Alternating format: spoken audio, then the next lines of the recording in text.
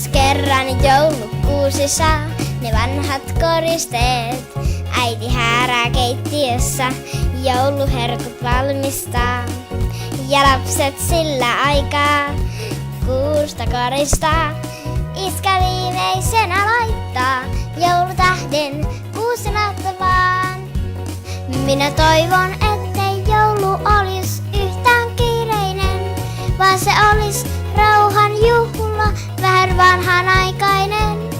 Minä toivon, ettei joulu olis yhtään kiireinen, vaan se olis ilon juhla, lapsien ja aikuisten. Minä toivon, ettei joulu olis yhtään kiireinen, ja jouluyönä kuuluis taas